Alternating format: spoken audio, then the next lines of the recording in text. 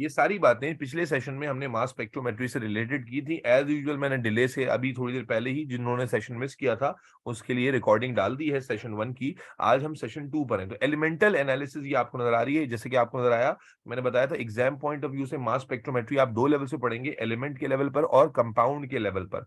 Element के level पर और कंपाउंड के लेवल पर। तो एलिमेंट के लेवल की जो डिस्कशन थी वो हमारी पिछली क्लास में हो गई थी, और कंपाउंड के लेवल की डिस्कशन भी इनफैक्ट हमने शुरू कर दी थी, अच्छी खासी हो गई थी हमारी। तो एलिमेंट के लेवल पर हम जब डिस्कशन करते हैं एलिमेंटल एनालिसिस, तो एक एलिमेंट का डेटा अगर आपको दिया गया है तो उसमें मास और अबंडेंस आपके काम की चीज है, जिसको मैथमेटिकल फॉर्मूले से सॉल्व करके आप रिलेटिव एटॉमिक मास निकाल सकते हैं। फॉर्मूला आपके सामने मौजूद है, AR is equal to M1 into A plus M2 into B and so on divided by A plus B plus C, जिसमें मैंने बताया था कि भाई जब आपने रिलेटिव एटॉमिक मास निकालना है तो आपने एलिमेंट्स का जो है ना जो भी आइसोटॉपिक मास है वो लेना है और उसकी अबंडेंस लेनी है, आपस में मल्टीप्लाई करना है और डिवाइड करना है सम ऑफ अबंडेंसेस से। और इसी को जैसे हम एग्जांपल जो ये देख रहे थे उसको सॉल्व भी करके दिखाया था हमने।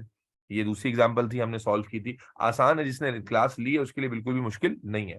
फिर मैंने बताया था कि इसी मैथमेटिकल फॉर्मूले में फ्लक्चुएशन भी आ सकती है, यानी आपको एटॉमिक मास देकर वो आइसोटॉपिक अबंडेंस भी पूछ सकता है, तो उसकी भी हमने प्रैक्टिस की थी।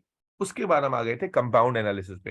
कंपाउंड एनालिसिस में असल में गड़बड़ बच्चे करते हैं। तो कंपाउंड एनालिसिस का आइडिया हमने शुरू कर लिया था कि भाई कंपाउंड में अगर हम बम्बार्डमेंट कराते हैं तो दो तरह की पॉसिबिलिटी होती है। एक तो ये कि इलेक्ट्रॉन डिसलॉज हो जाए, कोर इलेक्ट्रॉन। जब कोर इलेक्ट्रॉन डिसलॉज होता है तो आपने देखा था कि कंपाउंड ब्रेक डाउन नहीं होता।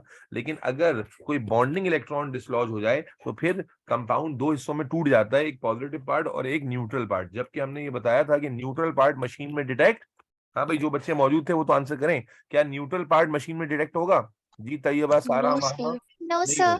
तो neutral no part sir. Detect नहीं होगा, ओनली पॉजिटिव पार्ट। तो जब हम कोर इलेक्ट्रॉन डिसलॉज करेंगे तो पॉजिटिव पार्ट बनेगा, और जब हम बॉन्डिंग इलेक्ट्रॉन डिसलॉज करेंगे तो दो पार्ट बनेंगे, the positive part is detected. और जब कंपाउंड को एनालाइज किया जाता है बम्बार्डमेंट करके तो मल्टीपल फ्रेगमेंट्स उसके बनते हैं, जैसा कि इस एग्जाम्पल में हमने देखा था।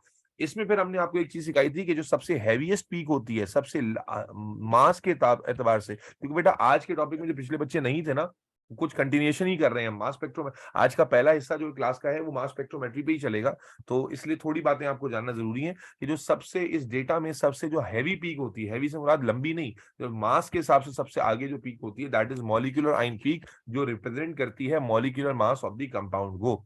ठीक है, जैसे इस कंपाउंड में ये जो सबसे हैवी पीक है 58 पर है, इसका मतलब जो भी कंपाउंड है, ब्यूटेन है ये कंपाउंड, तो इसका मॉलिक्यूलर मास 58 है। और फिर बाकी जो फ्रेगमेंट्स हैं उनका मास कब आएगा, तो मैंने उसका ट्रिक बताया था कि आप जो है वो इंडिविजुअल ग्रुप की जो है ना वो मासेस निकाल लें और फिर प्लस माइनस करके अंदाजा कर लें। आप लोगों ने माशाल्लाह जो भी अटेंड कर रहे थे सब ने जो है वो पार्टिसिपेट किया था और आंसर्स किए थे, और ये हमने कुछ सवाल भी किए थे जो पास पेपर में पुराने आए हुए हैं कि जनाब अली किस तरह से करना है। आज की क्लास को शुरू करने से पहले एक क्वेश्चन मैं करा देता हूँ और उसके बाद फिर आज का मास स्पेक्ट्रोमेट्री करेंगे, तो जाके पिछले बच्चों को रिपीट हो जाए और जो नई थे उनको भी थोड़ा बहुत अंदाजा हो जाए। हम एक क्वेश्चन आज करेंगे पिछले टॉपिक से, यानी जो मास स्पेक्ट्रोमेट्री हमारी चल रही थी उसी को कंटिन्यू करते हुए एक टॉपिक आज करेंगे, एक क्वेश्चन करते हैं और उसके बाद फिर आज के नए मास स्पेक्ट्रोमेट्री की तरफ चलते हैं। तो मैं क्वेश्चन सबसे पहले आपके सामने लगा दूं, जिन बच्चों को आता है वो खुद से करना शुरू कर लेंगे और जिनको नहीं आता वो थोड़ा सा देख लेंगे कि मैं क्या कर रहा हूं।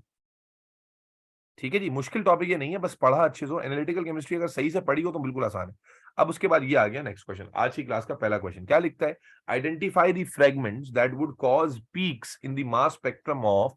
अब यहाँ मास स्पेक्ट्रम बना हुआ नहीं है, आपको एक कंपाउंड दिया हुआ है, नाम भी नहीं बताया इस कंपाउंड का, चले हमें कोई करना भी नहीं कुछ नाम से। आपको कहता है ये कंपाउंड है और इस कंपाउंड का मास स्पेक्ट्रम जब हमें बनाया है हमने या मिला है हमें, तो उसमें हमें पीक्स कहाँ कहाँ मिल रही है, 15 पे मिल रही है, 17 पे मिल रही है, 31 पे, 43 पे, 57 पे और 59 पे। At what values for mass upon charge ratio would you find the molecular ion peak. और इनमें से कौन सी वाली पीक जो है वो मॉलिक्यूलर आयन पीक होगी, ये सारी बातें हमने बतानी है। दो पार्ट में इसको आंसर करना है। पहले पार्ट में हमें बताना है कि ये जो पीक 15, 17, 31, 43, 57 और 59 पे मिल रही है, तो ये पीक जो है वो किसकी वजह से मिल रही है, और उसके बाद मॉलिक्यूलर आयन पीक इनमें से कौन सी है। तो जनाब इसमें डायग्राम नहीं बनी हुई, मल्टीपल यानी वही डायग्राम वाला डेटा आपको पैराग्राफ में दिया हुआ है। तो अब जो बच्चे नहीं थे या जो थे, दोनों के लिए बता देता हूं क्या करना होता है। सबसे पहले हम इसको ग्रुप लिख लेते हैं, कंपाउंड कौन से कंपाउंड है, CH2, फिर क्या है CO और CH3। मैंने बताया था कि इसका ट्रिक ये है कि आप इनके ग्रुप के मासेस को अलग से लिख लें। ये इसका मास कितना बनता है 15 है जी, इसका मास कितना बनता है कार्बन का 12 और ऑक्सीजन का 16, तो कितना हो गया 28। भाई बोलो ना 28। और फिर CH2 का मास कितना बनता है बच्चों 14 हो गया। 14 ठीक है, इसका फायदा क्या होगा मैं बताता हूँ। और फिर OH का मास कितना बनेगा ऑक्सीजन का 16 और हाइड्रोजन का मास 7। इसका फायदा क्या होगा भी आप समझ जाए, ठीक है ना। अब जनाबे आली सबसे पहली पीक देखते हैं। तो सबसे पहली पीक उसने कहा है, क्या कहा है, कहां पर बन रही है 15 पर। तो 15 पर कौन सा कंपोनेंट है तो पीक बना सकता है CH3। का मतलब ये हुआ कि 15 वाली पीक कैसे बन रही होगी, जब फ्रेगमेंटेशन इस तरह से हुई हो कि CH3 पे पॉजिटिव चार्ज आ जाएगा और बाकी जो मॉलिक्यूल है, बाकी मॉलिक्यूल क्यों नहीं डिटेक्ट हुआ, क्योंकि उस पर कौन सा चार्ज होगा न्यूट्रल। क्या ख्याल है, अगर बाकी यस सर। न्यूट्रल चार्ज हो, बाकी स्पीशी पे न्यूट्रल चार्ज हो। भाई देखो CH3 यहाँ से हमने पॉजिटिव बना के डिटेक्ट किया, जो मैंने ऊपर समझा चुका हूँ कि बॉन्डिंग इलेक्ट्रॉन जब निकलता है तो एक पॉजिटिव स्पीशी बनती है और एक न्यूट्रल। तो जनाब पूरा मेंशन करना जरूरी है कि ये CH3 पॉजिटिव की वजह से बना और इसके साथ जो न्यूट्रल फ्रेगमेंट बनेगा वो ये वाला होगा। कैसे पता चला, ये CH3 पॉजिटिव हो गया तो जाहिर है ये रिमेनिंग न्यूट्रल रह गया। अब 17 वाला कैसे बनेगा, 17 किसका मास बन रहा है देखो OH का। इसका मतलब क्या हुआ, OH पॉजिटिव की वजह से 17 वाली यस पीक। सर। और अगर OH पॉजिटिव है इसका मतलब है ये पूरा हिस्सा क्या होगा न्यूट्रल, यानी CH2 CO CH3, इस पर क्या चार्ज आ जाएगा neutral. Is that clear. Yes sir. भाई ये बात यस सर। क्लास में कर चुके हैं सारी ऑलरेडी, ठीक है। तो उम्मीद है कि जो नए बच्चे हैं उनको भी थोड़ी बहुत अंदाजा हो रहा होगा। अब उसके बाद आ जाओ 43। 43 किसका मास बनेगा, तो एक का तो किसी का भी नहीं, दो को ऐड करके देख लो। 28 और 15 को ऐड करो, 28 और 15 कितना होता है 43 हो जाता है। Yes sir. जी जी सर। ये वाली जो पीक होगी वो COCH3 के फ्रेगमेंट से बनेगी और जो न्यूट्रल पार्ट होगा वो कौन सा वाला होगा CH2OH वाला पार्ट न्यूट्रल होगा। यस और नो। Yes sir. इसके बाद 57 पे आ जाओ। 57 वाली पीक किससे बनेगी भाई, 57 वाली पीक किससे बनेगी। 14 28 50। अब अगर ऐड करें तो क्या बनता है 50 15 28 43 था और 43 में 14 और ऐड कर दें तो ये बन जाएगा, क्या बन जाएगा CH2CO। CH2CO CH3 positive. Neutral fragment कौन सा बनेगा OH वाला, OH। ठीक है ना। इसकी बनेगी 57 पे। एंड लास्टली आ जाए 59 वाला। तो 59 कौन बनेगी, पूरे मॉलिक्यूल को ऐड करनी, नहीं पूरे मॉलिक्यूल करना किससे करना, 59 कितने बनेगी OH OH CH2 and 20 14 CO। और 17 इन तीनों को ऐड करके बन रही है, यस सर। यस है सर। ना। तो ये आ जाएगा अल्लाह आपका भला करे OH CH2 CH2CO। बनेगा। ये आप पॉजिटिव चार्ज ऐसे मेंशन कर देंगे। पॉजिटिव चार्ज मैंने बताया था कहीं पर भी मेंशन कर सकते हैं क्योंकि बहुत ज्यादा पॉसिबिलिटी है। अब अगर मैं पूछूं कि इसकी मॉलिक्यूलर आयन पीक कहां बनेगी, तो मॉलिक्यूलर आयन पीक के लिए क्या करते हैं, सबको ऐड कर लें। पूरे मॉलिक्यूल का मास कितना बनता है भाई 15 और 20 पूरे कितना बन रहा है पूरा मॉलिक्यूल का मास 15 + 28 74 बन रहा है sir. 74। 74। Mass to charge ratio of 74 पर हमें मॉलिक्यूलर आयन पीक मिलेगी, यानी कि M+ पीक मिलेगी। Is that clear. Yes sir. Yes sir. भाई तो जो बच्चे भी पिछली क्लास में मौजूद थे उनको ये अंदाजा हम ऑलरेडी करा चुके हैं, 2-3 सवाल पिछली क्लास में भी कर चुके थे। एक सवाल और भी दिखा दिया ताकि थोड़ा सा याद दहानी हो जाए, ठीक है। तो उम्मीद है कि बात समझ में आ गई है। और आरोश खान कौन है भाई, सर मिनाहिल। अच्छा मिनाहिल। अच्छा, और ये हानिया यामीन फातिमा कहाँ है, दूसरी वाली फातिमा आसिम कहाँ है, सर मुझे नहीं पता। जरा मैसेज करके पूछो भाई, पिछली क्लास में भी गायब थी वो। अच्छा, और चलो ठीक है। अब आज जाते हैं आगे चलते हैं। बेटा आप जो नए बच्चे जो पिछली क्लास में नहीं थे ना, उनके लिए ये बात जानने लेना जरूरी है कि भाई मास स्पेक्ट्रोमेट्री में जो सबसे बड़ा मास होता है वो होती है मॉलिक्यूलर आयन पीक। अब आपके ध्यान में आ रहा होगा कि 59 वाली क्यों नहीं हो, क्योंकि 59 पूरे कंपाउंड का मास नहीं था। जो मॉलिक्यूलर आयन पीक होती है, अगर डेटा दिया हुआ हो ग्राफ की फॉर्म में, तो सबसे बड़ी पीक जो है वो मॉलिक्यूलर आयन पीक कहलाती है। चलें जी, अब आगे जा रहे हैं। अबिहा क्लास में मौजूद है, समझ में आ गई अबिहा को बात। अबिहा सही नहीं है क्लास में मेरे ख्याल है। चलें जी आगे चलते हैं। मेरे बच्चे आज हम बात शुरू करने जा रहे हैं वो है हाई रेजोल्यूशन। हाई रेजोल्यूशन बहुत आसान सा टॉपिक है ये, mass spectrometry. High resolution mass spectrometry या मास स्पेक्ट्रोस्कोपी। यानी अब तक जो बातें हम मास स्पेक्ट्रोमेट्री में कर रहे थे वो सारी बातें एक नॉर्मल नॉर्मल रेजोल्यूशन पे सैंपल को जब आप रन करते हैं तो you have the data like this, जो हमने ऊपर देखा डायग्राम में, इस तरह का डेटा हमें मिलता है जब नॉर्मल तरीके से हम रन करते हैं मशीन में किसी भी अननोन सैंपल को। लेकिन अगर इसी ग्राफ का हम रेजोल्यूशन बढ़ा लें, इसको और ज्यादा क्लैरिफाई करके देखें, और ज्यादा करीब जाकर देखें, तो फिर ये बन जाएगा high resolution mass spectrometry. And what is the difference in high resolution as compare to low resolution? कि जो चीजें हमें लो रेजोल्यूशन पे नजर नहीं आती, जैसे कैमरा होता है ना, अगर रेजोल्यूशन कैमरे की कम है तो उतनी डिटेल नजर नहीं आती, लेकिन अगर हाई रेजोल्यूशन कैमरा हो तो बहुत ज्यादा माइन्यूट डिटेल्स भी कैमरा कैप्चर कर लेता है। तो बिल्कुल इसी तरह अगर एक सैंपल को हमने मशीन में रन किया है, तो अब उस मशीन में रन करने वाले सैंपल, जिसमें पहले हमें सिर्फ मॉलिक्यूलर आयन पीक नजर आ रही थी, अब हमें उसमें क्या क्या मजीद दिख सकता है? हमें M+1 पीक दिख सकती है, हमें M+2 पीक दिख सकती है, और हमें M+4, असल में हमें यह समझना है कि क्या चीज होती है, मॉलिक्यूलर आयन +4 पीक दिख सकती है। क्या कहा मैंने? हाई रेजोल्यूशन हम लोग क्यों पढ़ रहे हैं? इसलिए पढ़ रहे हैं कि high resolution NMR mass spectrometry में जब हम जाते हैं, यानी जो सैंपल हमने रन किया और सीधी सीधी हमने ग्राफ हासिल कर लिया, अगर हम उसी ग्राफ को अगर हम हाई रेजोल्यूशन पे ले जाकर देखें, तो उस ग्राफ में हमें 3 और चीजें भी दिख सकती हैं, एक M+1, एक M+2 और एक M+4। तो ये आज हमने मास स्पेक्ट्रोमेट्री में कवर करना है कि M+ पीक, तो M+ पीक तो हमें पता है क्या होती है, मॉलिक्यूलर आयन पीक, जो molecular mass of the compound को शो करती है। लेकिन आज हमने पहले हिस्से में बात करनी है what is M+1 peak, M+2, यानी मॉलिक्यूलर आयन से भी आगे चले गए, molecular ion +1 peak, molecular ion +2 peak and molecular ion +4 peak, इसकी बात करनी है। वैसे ये बहुत आसान है अगर पता हो तो जो बच्चे भी पिछली क्लास में नहीं थे, उम्मीद है कि बाद उनको समझ में आ जाएगी। तो सबसे पहले हेडिंग लगा लेते हैं मॉलिक्यूलर आयन +1 पीक की, यानी मॉलिक्यूलर आयन पीक तो हम ऑलरेडी लो रेजोल्यूशन में पढ़ चुके हैं कि इट इज द पीक जो सबसे आखिर में मिलती है और ये molecular mass of the compound को शो करती है। तो आज हम हाई रेजोल्यूशन से बात शुरू कर रहे हैं, जो इससे भी आगे की बात है, तो उम्मीद है कि आप रिलेट कर पा रहे हैं कि हम पढ़ने क्या वाले हैं। तो हम पहले पढ़ने जा रहे हैं मॉलिक्यूलर आयन +1 पीक। बहुत आसान है मेरे बच्चे, सबसे पहले ये समझिएगा ये पीक मिलती कब है। ये पीक उस वक्त मिलती है जब कंपाउंड जो एनालाइज किया जा रहा है उसमें कार्बन हो, क्या हो, कार्बन एटम मौजूद हो। थोड़ी सी थ्योरी भी समझते हैं इसकी।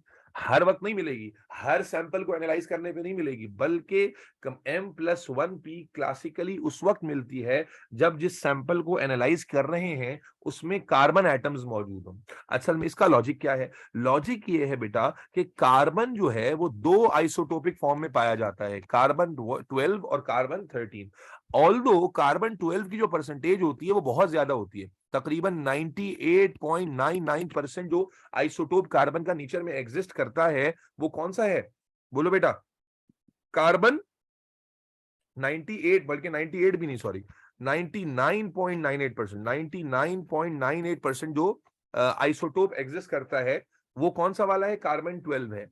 लेकिन there is still some very negligible percentage of carbon 13, यानी अगर मेरे पास कार्बन, इसको डेसिमल को हटा देते हैं 2 मिनट के लिए, आप इसको समझो 99 और 1%, ताकि आसान हो जाए समझना, ठीक है ना? तो आप इसका मतलब ये समझ लो कि जब भी मेरे पास कार्बन का सैंपल होगा तो कार्बन नेचुरली एग्जिस्ट कर रहा है 2 फॉर्म्स में, ठीक है? अगर मान लीजिए मेरे पास कार्बन का सैंपल मौजूद है तो उसमें 99% जो कार्बन एटम्स हैं वो तो कार्बन 12 वाले ही होंगे, लेकिन 1% के आसपास कार्बन 13 भी उसमें मिक्स होगा, क्योंकि नेचुरली एग्जिस्टिंग आइसोटोप है, कोई रेडियो एक्टिव आइसोटोप नहीं है कि जनाब नेचुरली नहीं आ सकता। जो भी कार्बन का सैंपल हमारे पास मौजूद होगा या कोई भी कंपाउंड कार्बन का अगर हम डील कर रहे हैं, तो उसमें अगर मान लीजिए कि 100 कार्बन एटम्स हैं तो 100 में 99 तो जाहिर है कि 12 वाले ही होंगे, लेकिन एक जो है ना एटम 13 वाला भी होगा, which is the natural existence of carbon in this form, ठीक है जी।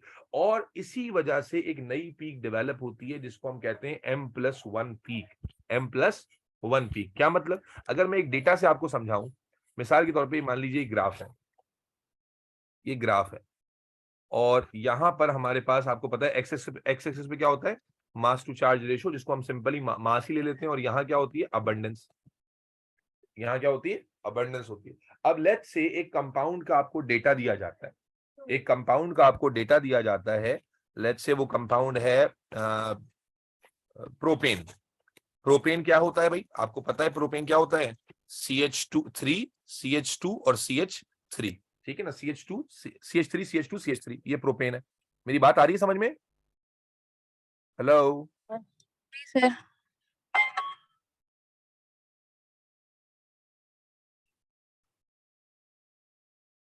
अच्छा जी,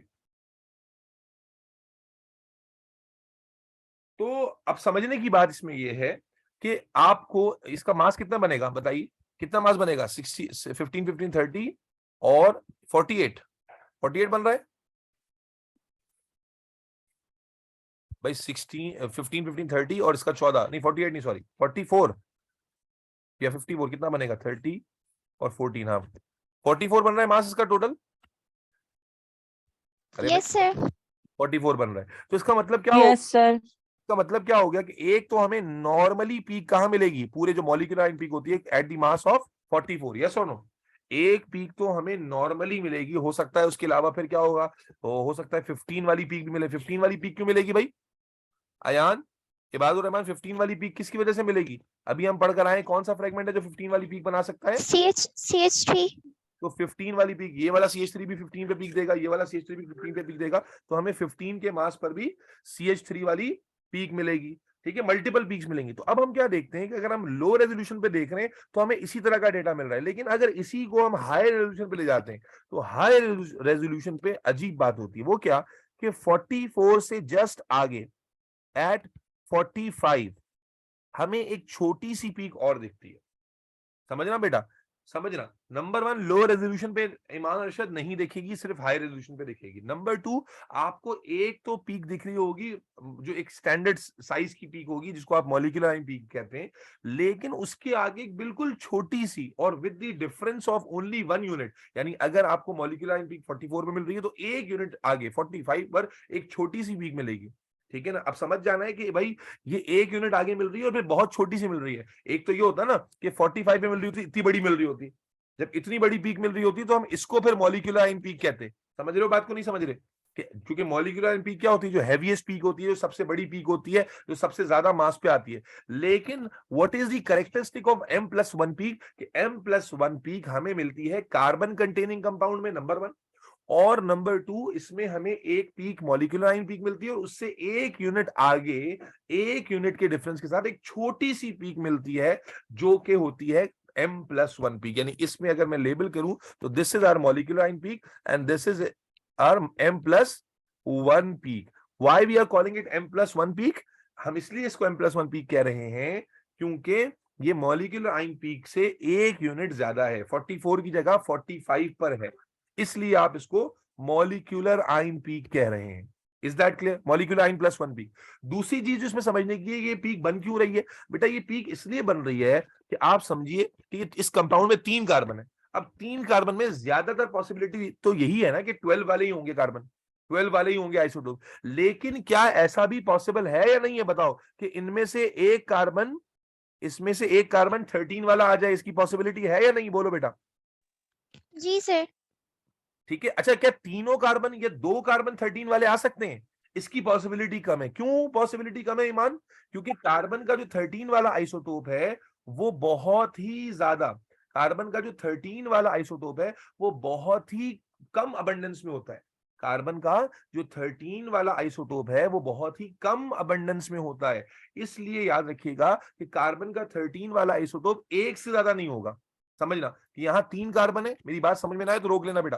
3 कार्बन है तो तीनों में से मैक्सिमम एक ही कार्बन, यानी क्योंकि अबंडेंस 99:1 की है तो ये 99 में एक कार्बन 13 होने की चांसेस है। तो आप अगर 3 कार्बन देख रहे हो प्रोपेन में या 10 कार्बन का कंपाउंड है तो उनमें से एक कार्बन का 13 वाला होना तो लॉजिकल है बाय चांस, लेकिन एक से ज्यादा कार्बन 13 वाले एक ही कंपाउंड में होना ये लेस लाइकली है, बहुत ज्यादा, क्योंकि जो कार्बन 12 वाला आइसोटोप है वो बहुत ज्यादा अबंडेंट होता है।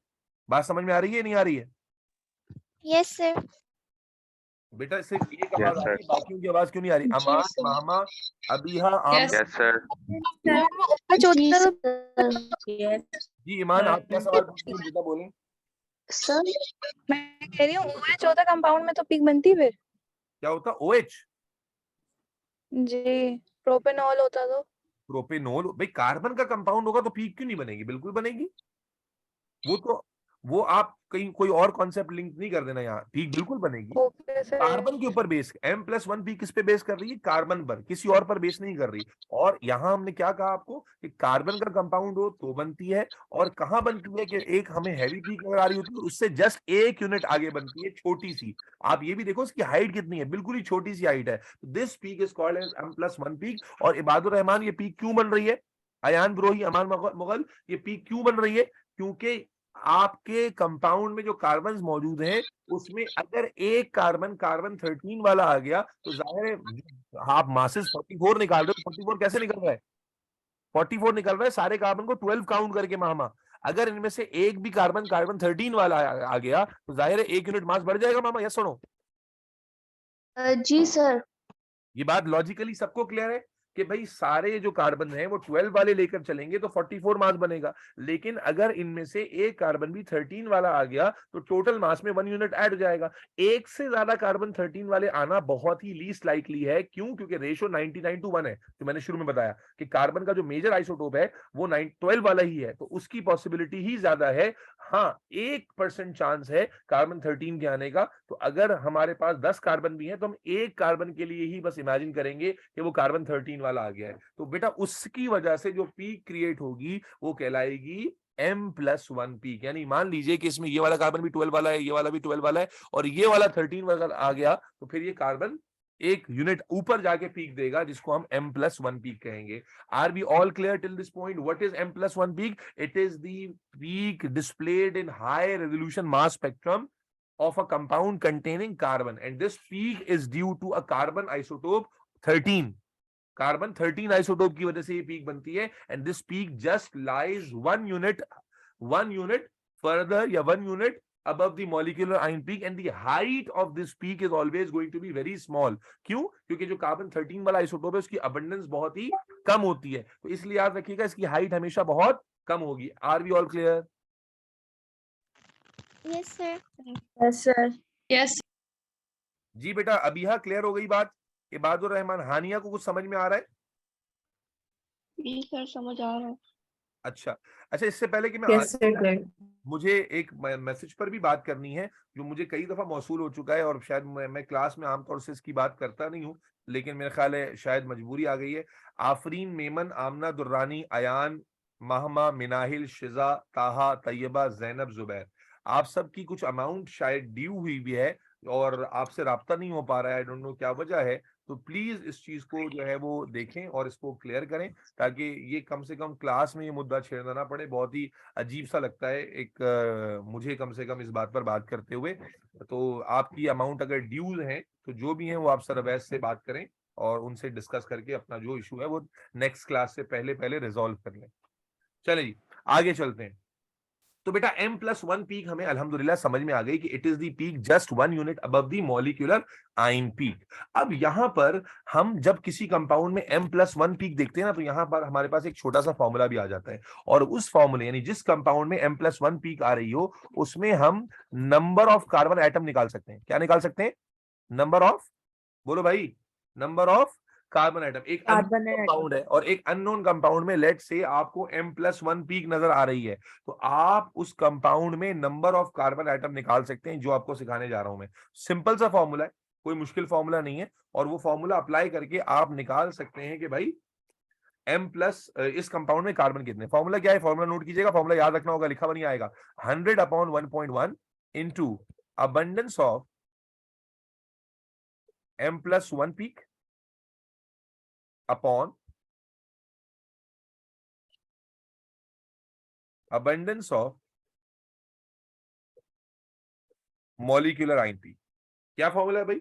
हाई रेजोल्यूशन NMR में अगर M+1 पीक आपको नजर आ रही है, तो अगर आपको एग्जामिनर पूछता है कि भाई बताओ इस कंपाउंड में कितने कार्बन है, तो इसके लिए हम फॉर्मूला मौजूद है हमारे पास। क्या? नंबर ऑफ कार्बन N का फॉर्मूला है which is 100/1.1 divide into abundance of molecular ion plus 1 peak यानी m plus 1 peak and divided by abundance of molecular ion peak। इस फॉर्मूले को अप्लाई करके आप उस अननोन सैंपल में नंबर ऑफ कार्बन मालूम कर सकते हैं। कैसे? आए सवाल देखते हैं, और ये सारा सवाल जो है जैसे हम करेंगे तो बात हमें अच्छे से समझ में आ जाएगी। चले जी, सवाल है, लिखेंगे an unknown compound,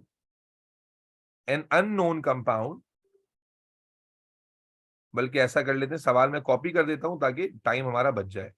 ठीक है भाई, एग्जाम्पल है। सर मुझे एक क्वेश्चन है। जी बेटा बोले। तो ये M+ का क्या मतलब होता है? इसका M+। M प्लस का मतलब मॉलिक्यूलर आयन पीक, जो हैवी पीक, ओके जिसके ये वाली पीक बेटा M प्लस, आप लास्ट क्लास में नहीं थे क्या? दिस पीक नहीं इज, सर, इसलिए आयनिक फॉर्म में। हाँ जी, मॉलिक्यूलर आयन लिखने या M प्लस लिखें तो वही बात हो गई ना, मॉलिक्यूलर आयन। Okay sir. ठीक है, अब बेटा ये सवाल देखो, ये सवाल अगर हमसे सॉल्व हो जाएगा तो बात क्लियर हो जाएगी। An unknown compound has a molecular ion peak M plus with a relative abundance of 54.5%। M plus की क्या अबंडेंस दी हुई है बेटा? 54.5% है, ठीक है ना। And has an a molecular ion plus 1 peak. अब देखो M प्लस 1 पीक दी हुई है, उसकी क्या अबंडेंस दी हुई है M प्लस 1 आयन पीक की? 3.6%। 3.6%। तो आप देखो काफी ज्यादा कम अबंडेंस है इसकी, ठीक है ना। How many carbon atom does the unknown compound contain? क्या करेंगे भाई बच्चों? महमा, मिनाहिल, सारा, तैयबा, यूसुफ, क्या करना है? फॉर्मूला अप्लाई कर दे नंबर ऑफ कार्बन के लिए। तो क्या फॉर्मूला है? Yes, sir. 100/1.1 Into into 3.6 divided by 54.5। 54.5। कितने कार्बन आ रहे हैं इसमें? ये 6 कार्बन। सबका आंसर 6 आ रहा है? प्लीज कंफर्म कीजिएगा। यस जी आफरीन, जी सर। बाजुर रहमान, फातिमा ताहिर, अबिया सईद, बात समझ में आ रही है या नहीं आ रही? yes, sir. अबिया सईद, तुम्हें बात समझ में आ गई बेटा? यस सर, आ गई। चलो अब आ जाते हैं बेटा, एक और सवाल देखते हैं। ईमान अशर, सॉल्व हो गया तुमसे? समझ में आ गई बात? जी सर। चलो मिनाहिल, तुम्हें समझ में आ गया? सारा थारवानी, यस सर। चलो ये देखो, Yes, sir. एक और सवाल आ गया मतलब। A hydrocarbon has a molecular ion peak at a mass to charge ratio of 84। क्या बताया है बच्चों इसने? कि इसकी जो M प्लस पीक है वो कहां पर, किसने मास पर आती है? 84 मास पर, with a relative abundance of, बोलो भाई, 62%। ये समझ में आ रही है बात? एंड M प्लस 1 पीक, अब M प्लस 1 पीक का मतलब इसका हाई रेजोल्यूशन एमआर दिया हुआ है। M प्लस 1 पीक ये कितने पर आ रही है भाई? जाहिर है मास इसका क्या होगा? 85 पर आ रही होगी, और इसकी अबंडेंस कितनी है? 4.1%। Is that clear? Yes, sir. Yes sir. पूछा है बच्चों इसने, हाउ मेनी कार्बन आइटम, 3 बातें पूछी हैं। पहले में क्या पूछा है? नंबर ऑफ कार्बन बताने हैं इसमें कितने हैं। दूसरे में क्या पूछा है? Molecular formula. ये अच्छा है बेटा, मॉलिक्यूलर फॉर्मूला बताना है क्या होगा। और hydrocarbon does not decolourise the bromine water. Hint दिए कि जो हाइड्रोकार्बन है वो ब्रोमीन वाटर को डीकलराइज नहीं कर रहा। नेम दी हाइड्रोकार्बन, नेम बताना है हाइड्रोकार्बन का। ठीक है, तो आप देखें कि आपको कंपाउंड कार्बन का दिया गया है, 3 बातें पूछी गई हैं। सबसे पहले नंबर ऑफ कार्बन बताते हैं। कैसे बताना है भाई नंबर ऑफ कार्बन? बताओ शाबाश। 100 इंटू अपॉन, सॉरी 1.1 इंटू, बोलते क्यों नहीं हो यार? 44.1 अपॉन डिवाइड बाय 6.2। आ रहा है 6 6 ही आ रहा है यहाँ पर। हाँ भाई, सबका 6 आ रहा है। Afreen, Memon, Yes, sir. Yes sir. ये आपने पता चल गया नंबर ऑफ कार्बन। अच्छा देखो, अब नंबर ऑफ कार्बन 6 है। अब यहाँ पर मॉलिक्यूलर फॉर्मूला बताने में अच्छे खासे बच्चे फंस जाते हैं कि कैसे बताएं। भाई कॉमन सेंस है, हमें पता है कंपाउंड का मॉलिक्यूलर मास कितना है? 84। और कंपाउंड क्या है? एक हाइड्रोकार्बन है। हाइड्रोकार्बन का मतलब क्या हो गया? उसमें सिर्फ कार्बन और हाइड्रोजन है। यस और नो? Yes sir. हम कॉमन सेंस इस्तेमाल कर लें, थोड़ा कॉमन सेंस इस्तेमाल करें तो 6 कार्बन का मास कितना बनेगा बताओ भाई? 6 कार्बन का मास कितना बनेगा? एक कार्बन का मास है 12, तो 6 कार्बन का कितना होगा? 72। कंपाउंड का मॉलिक्यूलर मास कितना है? 84। तो अगर 84 कंपाउंड का मॉलिक्यूलर मास है तो बाकी हाइड्रोकार्बन में बाकी मास किसका होगा? हाइड्रोजन हाइड्रोजन का कितना, हाइड्रोजन का मास होगा 72 में से 12 84 12 माइनस होंगे, कितना हो गया 12 12। होगा। तो लॉजिक समझ में आई बच्चों कि हाइड्रोजन का मास कितना हुआ 12, और एक हाइड्रोजन का मास 1 होता है, तो 12 मास कितने हाइड्रोजन का होगा तो 12 12। तो मॉलिक्यूलर फॉर्मूला निकल के आ गया, क्या बन गया मॉलिक्यूलर फॉर्मूला, कार्बन 6 होंगे और हाइड्रोजन क्या होंगे 12 होंगे। ये भाई 12। मामा ये बात समझ में आई है नहीं आई है? जी सर आ रही। जी अस्सलाम वालेकुम असलैन। जी अस्सलाम। अबे नीचे दे दो यार, मैं क्लास ले रहा हूँ। हाँ तो बेटा दोबारा समझना, मॉलिक्यूलर फॉर्मूले वाले पार्ट में अक्सर बच्चा फंस जाता है, बोलता है कोई हिंट नहीं दी हुई। भाई हिंट तो दी हुई है सामने आपको, उसने मॉलिक्यूलर मास बताया था 84 था। ईमान अशर बिनाहिल सारा खारवानी, बात समझ में आ गई है? हानिया यामीन Yes, sir. ये नहीं आई है? जी सर समझ आ गई। ठीक है ना। तो बेटा क्या कहा उसने, नंबर ऑफ कार्बन निकल के आ गए 6 हैं, और जनाब मॉलिक्यूलर फॉर्मूला निकालना था, तो मॉलिक्यूलर फॉर्मूला के लिए हमने क्या कहा, हाइड्रोकार्बन है, तो हाइड्रोकार्बन का मतलब ये हो गया सिर्फ कार्बन और हाइड्रोजन होगा इसके अंदर, और सिर्फ कार्बन और हाइड्रोजन होगा, तो कार्बन का मास 72 है, तो बाकी मास हमने हाइड्रोजन से पूरा किया, तो फॉर्मूला बन गया। अब असल बात क्या है, वो जो नेम बता रहे हैं वहां फंसते हैं। देखो जब C6H12 आप देखते हो तो आपके दिमाग में क्या आता है, अल्केन या एल्कीन? अल्केन। एल्कीन। और एल्कीन, लेकिन आप देखो इसने एक हिंट दी थी, क्या कहा था ईमान अरशद कि the hydrocarbon does not decolourise bromine water. क्या हम जानते हैं कि एल्कीन ब्रोमीन वाटर को डीकलराइज करते हैं? बोलो भाई। जी सर करती है। तो ये तो कह रहा है कि भाई ये जो हाइड्रोकार्बन है ब्रोमीन वाटर को डीकलराइज नहीं करती। अमान मुगल समझ रहे हो, ये वाली जो जी सर। यानी ये जो कंपाउंड है ये ब्रोमीन वाटर को डीकलराइज नहीं करती। डीकलराइज नहीं करने का मतलब क्या हो गया कि इसमें कार्बन कार्बन का डबल बॉन्ड नहीं है, और जब ये कार्बन कार्बन का डबल बॉन्ड नहीं है तो एल्कीन नहीं है। यस और नो? भाई ब्रोमीन को डीकलराइज असल में तो कार्बन कार्बन के डबल बॉन्ड पे होता है ना वो, तो जी सर। ब्रोमीन अगर डीकलराइज सर। नहीं जी हो सर। रहा इसका मतलब ये एल्कीन नहीं है, जबकि फॉर्मूले से क्या लग रहा है कि ये एल्कीन है। यस और नो? जी तो जी मेरे भाई सर। ऐसा जब भी हो जाए आप समझ जाना, ये हमेशा के लिए याद रखो, ऐसा जब भी हो जाए समझ जाना कि वो कंपाउंड एक साइक्लोअल्केन है। साइक्लोअल्केन का मतलब क्या हुआ कि अगर कार्बन्स में, यानी साइक्लोएल, ये नई एडिशन है तुम्हारी लर्निंग में, कि अगर आपको एक कंपाउंड देखने में फॉर्मूले से एल्कीन लग रहा है लेकिन उसमें ब्रोमीन डीकलराइज नहीं हो रहा है, या उसमें जो एल्कीन की प्रॉपर्टी है वो पाई नहीं जा रही, तो उसका मतलब है एल्केन रिंग में चेंज हो गया है। ठीक है, क्यों? क्योंकि जब आप करके देखोगे तो आपको बात समझ में आ जाएगी। अगर 6 कार्बन को मैं रिंग में अरेंज कर लूं सिंगल बॉन्ड के साथ, और वैलेंसी पूरी करने के लिए सबको क्या करूं, दो दो हाइड्रोजन दे दूं, भाई 4 वैलेंसी होती है ना, हर कार्बन पे दो दो हाइड्रोजन लगा दूं, तो आप देखेंगे कि C6H12 पूरा हो जाएगा और सारे बॉन्ड भी सिंगल रहेंगे। और आप जानते हैं सिंगल बॉन्ड हो तो ब्रोमीन डीकलराइज नहीं होता। यस और no? Yes, sir. Yes sir. ठीक है ना। तो ये आपके लिए इजाफी है, नॉलेज है। ये साइक्लोहेक्सेन है। हेक्सेन किसे कहते हैं? 6 कार्बन के कंपाउंड को हेक्सेन कहते हैं। 6 कार्बन के कंपाउंड को अगर डबल बॉन्ड होता तो हेक्सीन कहलाता। लेकिन यहां पर उसने देखो फॉर्मूला जो आया था वो देखने में लग रहा था ईन वाला, ठीक है, लेकिन उसने हिंट दी थी। क्या हिंट दी थी? कि भाई ये जो हाइड्रोकार्बन है वो ब्रोमीन को डीकलराइज, बोलो यार, नहीं करता। जब डीकलराइज नहीं कर रहा इसका मतलब क्या है, कार्बन कार्बन का डबल बॉन्ड नहीं है। नहीं। तो अगर आप इसका नाम हेक्सीन लिख के आ जाएंगे तो गलत हो जाएगा। ये साइक्लोहेक्सेन है। ये आप एमसीक्यू में भी याद रखिए कि कभी भी ऐसा कोई कॉन्सेप्ट आ जाए जहां पर बजाहिर एल्कीन लग रहा हो फॉर्मूला देखकर, लेकिन आपको नजर ये आ रहा है कि भाई ब्रोमीन या एल्कीन की जो प्रॉपर्टी है जैसे ऑक्सीडेशन है या बाकी जो प्रॉपर्टीज है वो नहीं है, तो इसका मतलब वो साइक्लिक कंपाउंड है, सिंगल बॉन्ड साइकिल में रिंग हो आपस में अटैच हो गए।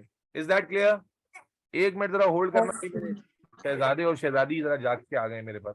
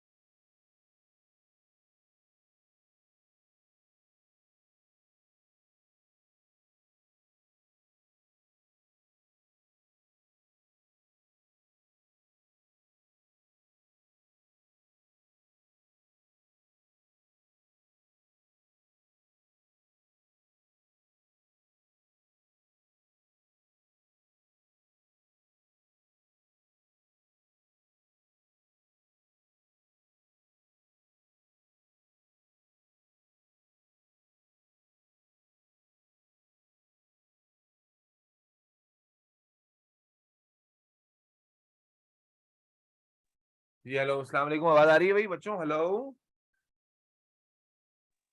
जी सर आ रही है। तो बेटा डिस्कशन यहाँ पर M+1 पीक की पूरी हो जाती है। मैं फिर रिपीट कर दूं, हम हाई रेजोल्यूशन मास स्पेक्ट्रोमेट्री में घुस गए। हमने कहा इसमें हमें 3 अलग पीक्स पढ़नी है जो हाई रेजोल्यूशन पर नजर आती हैं। एक मॉलिक्यूलर I+1 पीक है जो कि उस वक्त नजर आएगी जब कंपाउंड में कार्बन मौजूद होगा, and this peak is particularly due to carbon isotope 13। ठीक है, और इसकी जो पहचान है वो क्या होगी कि बिल्कुल छोटी सी पीक होगी और हैवी पीक जो मॉलिक्यूलर आइन पीक है उससे बस 1 यूनिट आगे होगी। और इस पर क्या फॉर्मूला अप्लाई कर सकते हैं वो सारे कुछ आपको मैंने बता दिया। अब आ जाते हैं, हम बात करते हैं मॉलिक्यूलर I+2 पीक पर। ठीक है, +1 वाली की डिस्कशन कंप्लीट हो गई, अब +2 वाले पे बात करते हैं। तो अब नेक्स्ट पीक हम समझने जा रहे हैं विच इज M+2 पीक। जाहिर है अगर आप M+1 समझ गए तो M+2 का मतलब क्या होगा कि ये मॉलिक्यूलर आइन पीक से कितना आगे होगी, बोलो भाई? 2. 2 आ गया। ठीक है ना, यानी M+2 पीक को अगर मैं डिफाइन करूं तो क्या कहेंगे? दी peak on high resolution mass spectrometer, HRMS, high resolution mass spectrometer 2 units above M plus peak is identified as M+2 peak. Yes or no? क्या ये बात समझ में आती है कि बेटा वो पीक जो मॉलिक्यूलर आइन पीक से 2 यूनिट आगे हमें नजर आएगी हाई रेजोल्यूशन मास स्पेक्ट्रोमेट्री में, उसे हम M+2 पीक कहेंगे। Is that clear? Yes, sir. अब सवाल ये है ये पीक कब आएगी? जैसे M+1 में हमने बताया था वो आती है जब कार्बन होता है, तो बेटा M+2 पीक कब आती है? जब हेलोजन मौजूद हो, क्लोरीन और ब्रोमीन। क्लोरीन और ब्रोमीन, जब हेलोजन मौजूद हो, क्लोरीन और ब्रोमीन कंपाउंड में अगर हेलोजन मौजूद है तो और कौन सा हेलोजन? क्लोरीन और ब्रोमीन। क्यों? क्योंकि क्लोरीन आप जानते हैं कि 2 आइसोटोपिक फॉर्म में पाया जाता है, बचपन से पढ़ रहे हो। एक होता है क्लोरीन 35 और एक होता है क्लोरीन 37। इसी तरह ब्रोमीन भी 2 आइसोटोप में पाया जाता है, एक होता है ब्रोमीन 79 और एक होता है ब्रोमीन 81। एक होता है ब्रोमीन 79 और एक होता है ब्रोमीन 81। और आप जानते हैं मास स्पेक्ट्रोमेट्री भी आइसोटोप अलग अलग पीक्स दे रहे होते हैं। तो अब मेरे ख्याल है बात आपको समझ में जल्दी आ जाएगी, और वो क्या कि देखो मिसाल के तौर पर अगर मेरे पास एक कंपाउंड है CH3Cl,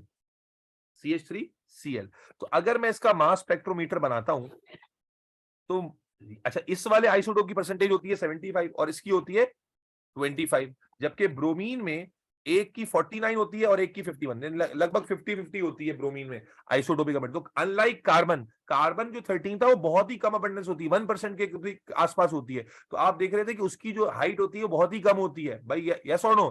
कार्बन वाली पीक जो M+1 पीक बनती है उसकी हाइट बहुत ही कम होती है। अबे हाँ ना बोलो ना। Yes sir.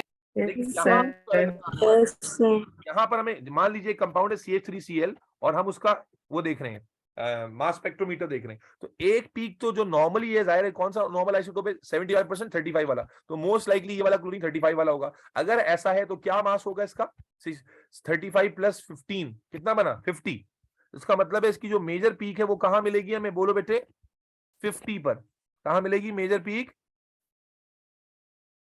50 पर, जो उस वक्त मिलेगी जब क्लोरीन 35 का आइसोटोप होगा। लेकिन ये भी तो पॉसिबिलिटी है ना, 25% ये भी चांस तो है कि क्लोरीन 35 वाला ना हो बल्कि 37 वाला हो।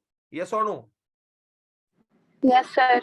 अगर 37 वाला क्लोरीन आ जाए तो फिर क्या ये पीक 2 यूनिट आगे चली जाएगी, बोलो बेटे? और यस सर। जाकर Yes, 52 पर। कहां मिलेगी? 52 पर। 2 पर. और आप अगर दोनों की रिलेटिव हाइट का रेशो देखेंगे तो 3:1 के रेशो में होगी। 3:1, क्योंकि 75 और 25 का रेशो है, तो जो पीक की रिलेटिव हाइट्स होंगी उनमें भी ये फर्क नजर आएगा।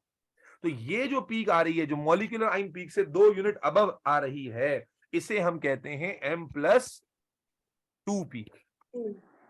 इसी तरह से अगर मान लीजिए कंपाउंड है CH3Br और मैं इसका मास स्पेक्ट्रोमीटर बना, भाई समझ में आ रही है बात? ये मैं अपने आप को समझा रहा हूं खाली, आ रही है सर। बहुत मुश्किल तो नहीं लग रही? M+1 और M+2 दोनों साथ में एग्जिस्ट कर सकती हैं? एम क्या बेटा, दोबारा बोलिए।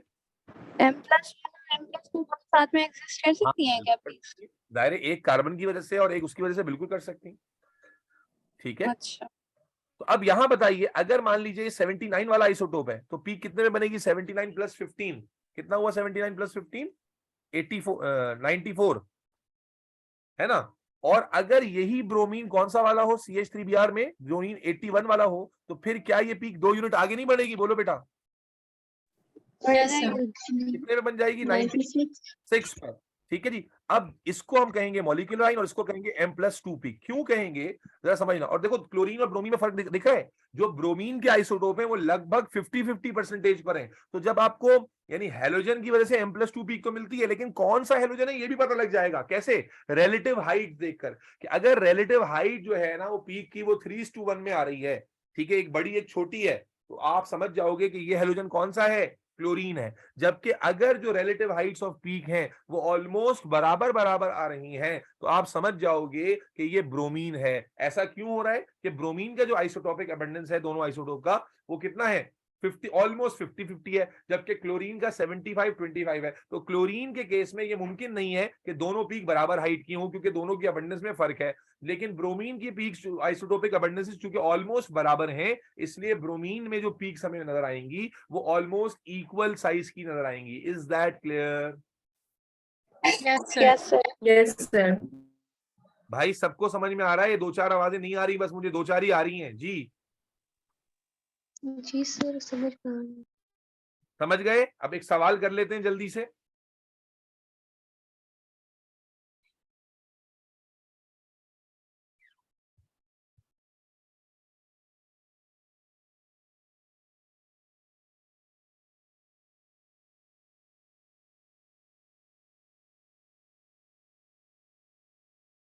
अच्छा जी, सवाल से पहले एक और कॉन्सेप्ट भी है भाई। M+2 पीक सबको क्लियर है? कोई सवाल है तो पूछो भाई।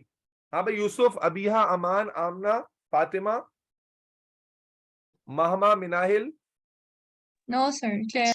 मुझे एक क्वेश्चन No, था लेकिन sir. आप clear सर कर समझ दिया। आ रहा है। जी बेटा बोले, क्या कह रहे हैं? क्या क्या इक्वेशन क्या? सर मुझे एक क्वेश्चन था लेकिन वो आपने क्लियर कर दिया। अच्छा, ठीक हो गया ना। तो हमें पता चल जाएगा। अब लास्टली आ जाए, मास स्पेक्ट्रोमेट्री खत्म होने वाली है, ठीक है, लास्ट पीक पर आ जाए which is M+4 peak.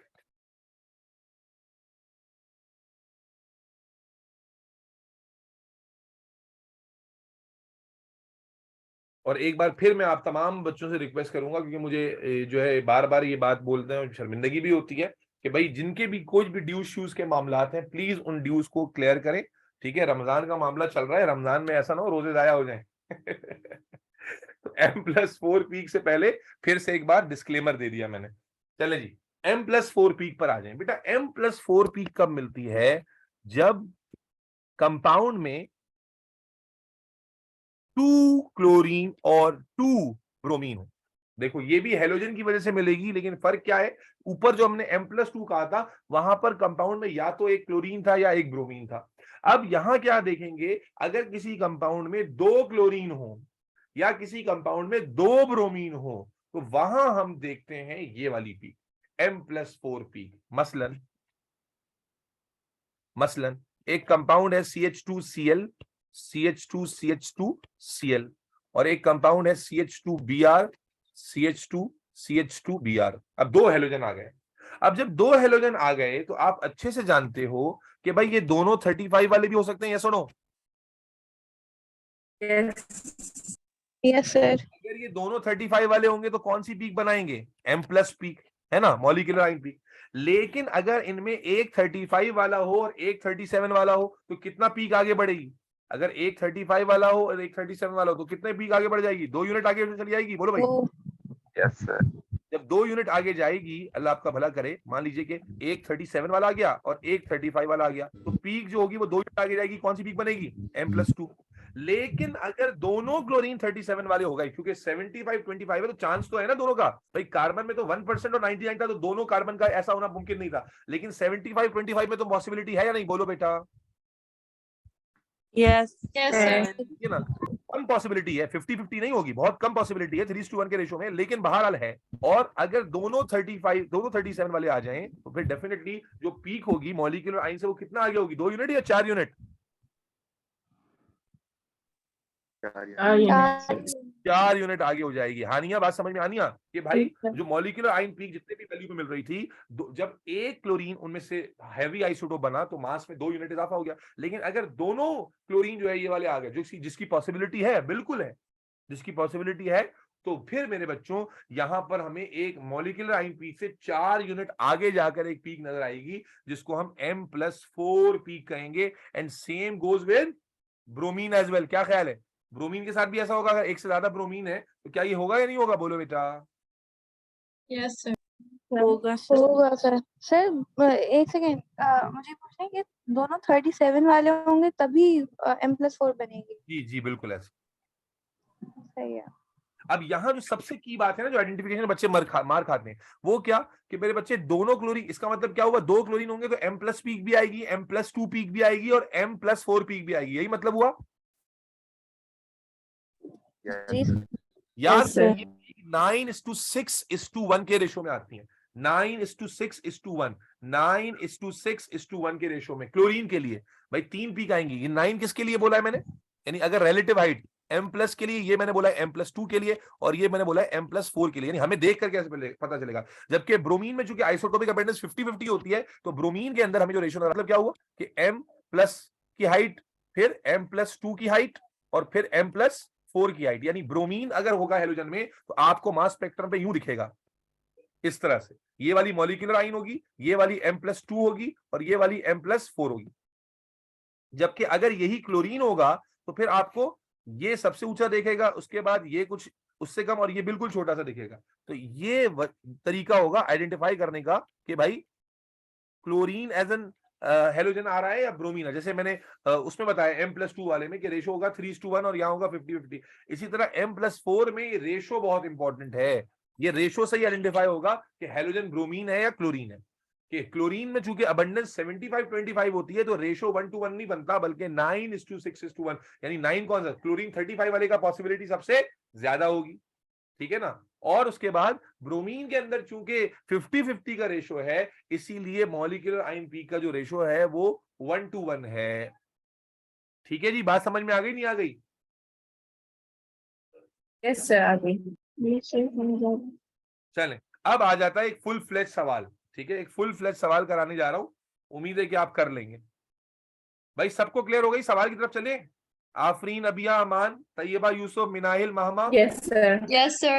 Yes sir. चलो सवाल Yes, थोड़ा sir. सा है, लेकिन हो जाएगा।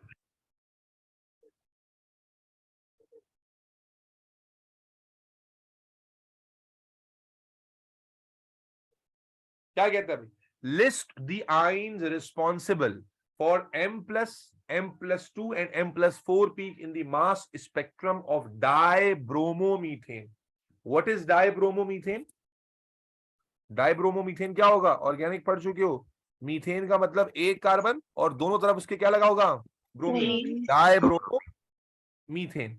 What would be the mass to charge ratio and relative abundances of the major peaks with the highest charge to mass ratio in the mass spectrum of chloroethane? अगला क्या उसने पूछा कि chloroethane, what is chloroethane? CH3CH2Cl।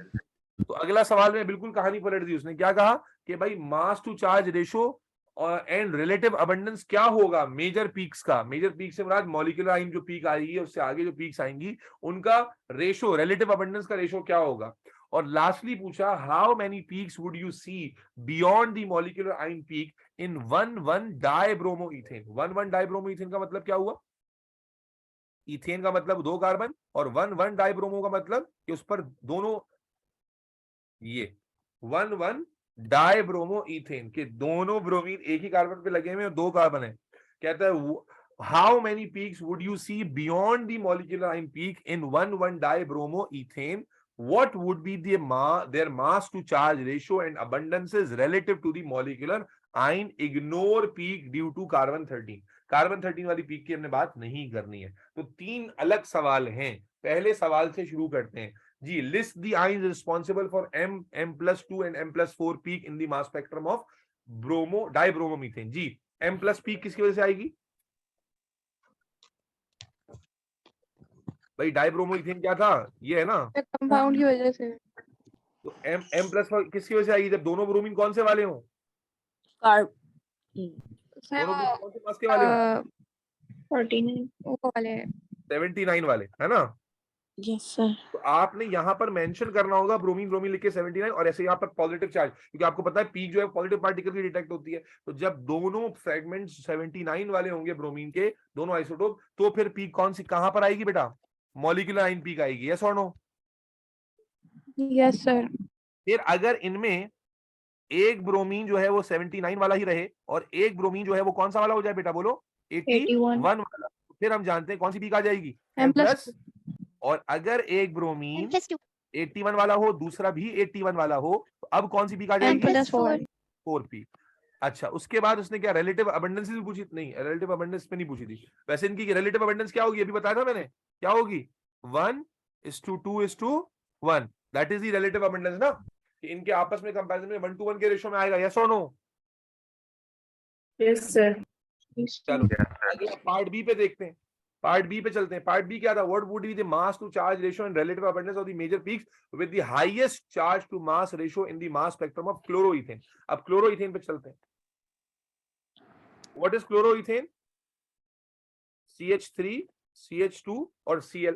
अब जनाबे आली इसमें हमें कौन कौन सी पीक मिलेगी बताओ? अगर मैं सारे फ्रेगमेंट बताने, सारे नहीं, मॉलिक्यूलर आयन और उससे आगे की याद करूं और पूछूं आपसे, तो क्या कौन सी पीक मिलेगी बताओ बेटा? इसमें मॉलिक्यूलर आयन पीक कहां मिलेगी? जब CH3 CH2 Cl और Cl कौन सा वाला हो? 35 35 वाला। 35 वाला। अच्छा, अगर मैं कहता हूं इसमें M+2 पीक कब मिलेगी, बोलो बेटा? CH3 CH2 37 वाला। और इनका रेशो क्या होगा आपस में? रिलेटिव हाइट क्या होगी? 9 3 ना ना ना, वो तो डबल वाले में होता है बेटा। 3:1, 1 यानी 3 टाइम्स आपको ये वाला होगा हाइट में और ये 1 टाइम होगा उसका। Is that clear? yes yes sir sir yes sir. Last पे आ जाते हैं। लास्ट में क्या कहता है? How many peaks would you see beyond the molecular ion peak in 1,1 dibromomethane and what would be their mass to charge ratio? ठीक है ना? तो अब 1,1 डाइब्रोमोमीथेन पे आ जाते हैं, part C. What is 1,1 dibromomethane? CH3 और यहां पर 2 ब्रोमीन मौजूद है। तो अब बताइए कितनी पीक हमें मॉलिक्यूलर आयन के अबव नजर आएंगी? मॉलिक्यूलर आयन के अबव क्या हमें इसमें M+2 और M+4 दोनों मिलेगी? Yes sir. M+2 भी मिलेगी और M+4 भी मिलेगी। M+2 कितने मास टू चार्ज रेशियो में मिलेगी बताओ बेटा? जब एक 79 हो, दूसरा 81 हो। भाई 81 इसका मास कैलकुलेट करो, कितने मास में पूछा हुआ है ना, मास टू चार्ज रेशियो पूछा हुआ है, कितने मास पे आ रही है? मॉलिक्यूलर आयन पीक कितने मास पर आ रही है इसकी? पहले तो मॉलिक्यूलर आयन पीक निकाल लो। मॉलिक्यूलर आयन पीक कितने पे आ रही है? 79 लेके सॉल्व करो, शाबाश। जल्दी, क्विकली हरी आप। मॉलिक्यूलर आयन पीक कितने मास पे आ रही है? शाबाश।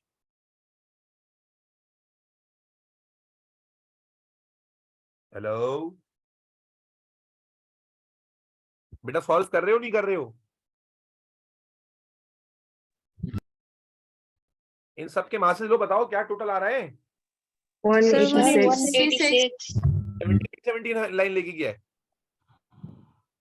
जी सर अगर मॉलिक्यूलर आयन पीक 186 पे आ रही है, दोनों 79 वाले लिए, इसका मतलब है M+2 कितने पे आ रही होगी? 188 पर, और M+4 190 पर। 190 और इनका रिलेटिव यस सर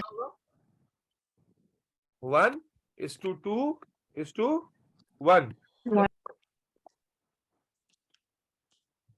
और अगर यही क्लोरीन होता तो फिर क्या अबंडेंस हो जाती?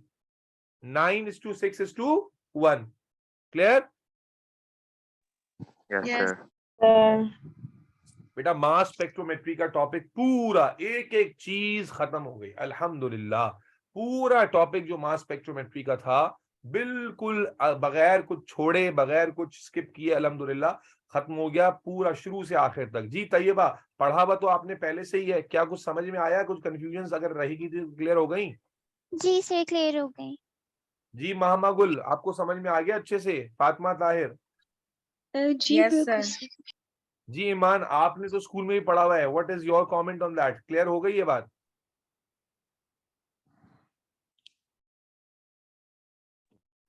सर कोई कार्बन और क्लोरीन के क्वेश्चंस एक साथ मतलब आते हैं?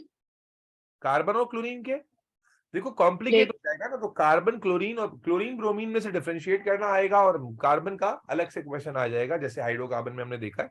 और अगर मिसाल के तौर पर आ भी जाए तो उसमें फिर सवाल ऐसा होगा जो किया जाए, जैसे आपको सिंपल आइडेंटिफाई करने के लिए कह दिया जाएगा, तो आइडेंटिफाई अगर आप देख रहे हैं कार्बन का कंपाउंड है और मॉलिक्यूलर आयन पीक है, मॉलिक्यूलर आयन पे छोटी सी एक चुन्नी सी पीक नजर आ रही है, तो डेफिनेटली आप उसे M+2 तो नहीं कहोगे ना, एक यूनिट आगे नजर आ रही है तो आप उसको M+1 ही कहोगे, which is due to carbon. Yes और नो? सर ठीक है, तो इट वोंट बी मतलब बहुत ज्यादा कोई बॉदर करने वाला क्वेश्चन नहीं हो सकता। ठीक है, जो आए में हमने कर लिया अल्हम्दुलिल्लाह। क्लियर है भाई? आमना तुम्हें समझ में आ गई बात? यस सर, समझ आ गई। चलो गुड हो गया। अब मेरे बच्चे ये हमारा पहला टेक्निक अल्हम्दुलिल्लाह खत्म हो गया। अब हम दूसरी टेक्निक की तरफ जा रहे हैं। जी मिनाहिल खान, आपको अच्छे से क्लियर है? Yes sir. अब हम दूसरी टेक्निक की तरफ मूव कर रहे हैं। यार ये इंशाल वो कहाँ है? ये इंशाल कह रहा हूँ, अमान इंशाल कहाँ है? सर पता नहीं, उसका फोन भी बंद जा रहा था। अजीब बात है यार, आधे बच्चे गायब है, पता नहीं क्या बेगैरती मचाई है तुमने यार। Infrared spectroscopy, infrared second technique पर जा रहे हैं, जो अगेन AS A2 दोनों में कॉमन है, और जिन्होंने नहीं पढ़ी हो उनको उनके लिए थोड़ी मुश्किल हो सकती है, क्योंकि जिस तरह का सवाल इंफ्रारेड स्पेक्ट्रोस्कोपी में आता है बड़ा ही डेंजरस लगता है देखने में, लेकिन जिन्होंने पढ़ ली हो तो वो जानते हैं इंतहाई हलवा है।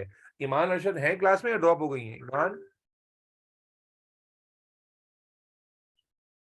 ईमान, ईमान किधर हाँ गई? जी सर हूँ। जी, आपने मेरे IR स्पेक्ट्रोस्कोपी का लेक्चर में ख्याल है एग्जाम की वजह से सुना था, मेरे रिकॉर्डिंग लेक्चर्स में से लास्ट ईयर, तो कुछ सुन जी लिया सर, था? हाँ जी, किया था मैंने। सुन लिया था। और पास जो सवाल आया था पेपर में मैं देख रहा था, वो कर पाई थी आप? जी सर हो गया था। हो गया, ठीक हो गया। और बायो का पेपर कैसा हुआ था ईमान अरशद? सर वो सही हुआ था। आपको ये उम्मीद तो नहीं है ना कि बायो में पेपर 2 में आधे मार्क्स भी नहीं आए होंगे आपके? नहीं खैर अब सर, अब इतना भी नहीं है, अब आधे ज्यादा ही आए होंगे। और अगर आपको पता चले कि आपका पेपर 1 और पेपर 2 आधे आधे मार्क्स पर गया है, फिर से बोलेगा? अगर आपको ये पता चले कि आपका पेपर 1 और पेपर 2 50-50% मार्क्स आपने स्कोर किए हैं, तो फिर कैसा महसूस करेंगे आप? सही में सर आप मजाक कर रहे हैं? एक कंडीशनल क्वेश्चन पूछ रहा हूँ आपसे। सर वो फिर मेरी तबीयत खराब हो जाएगी और कुछ नहीं होगा। चलिए, फिर आप इस कंडीशन को ज्यादा मत सोचें, वरना रोजे में पहले रोजे में ही तबीयत खराब हो जाएगी। नहीं सर, वो ग्रुप पे मैसेजेस देख के मुझे वैसे ही आज वो हो रही थी एंजाइटी, पता नहीं क्या हो गया पेपर में। चलेंगे, चले आगे चलते हैं भाई। इंफ्रारेड स्पेक्ट्रोस्कोपी की ये बेटा बात शुरू करने जा रहे हैं। ये टॉपिक अब मैं सिर्फ इंट्रोडक्शन दूंगा आज, ठीक है, ताकि बस वेरिएबल रहे, और इंशाल्लाह ताला इंफ्रारेड पे जो अगला सेशन होगा उसमें पूरा हो जाएगा। इंफ्रारेड उतना लंबा नहीं है, जितना मास स्पेक्ट्रोमेट्री में बहुत सारी चीजें थी, तो IR में बहुत सारी चीजें नहीं है, बस अब बिल्कुल इसकी जो थ्योरेटिकल अंडरस्टैंडिंग है वो आज आपको क्लियर कर देते हैं इंशाल्लाह ताला, और उसके बाद फिर इंशाल्लाह इसकी जो एप्लीकेशन और पास पेपर के जो क्वेश्चन आते हैं वो इंशाल्लाह अगले सेशन में साथ साथ प्रैक्टिस हो जाएंगे, तो IR भी खत्म हो जाएगा। अच्छा, अब रिकॉर्डिंग में IR चूंकि अलग करना है मास स्पेक्ट्रोमेट्री से, तो मैं मीटिंग को एंड कर रहा हूं, दोबारा से मीटिंग को ज्वाइन करें ताकि IR की रिकॉर्डिंग जो है मास स्पेक्ट्रोमेट्री से अलग हो जाए।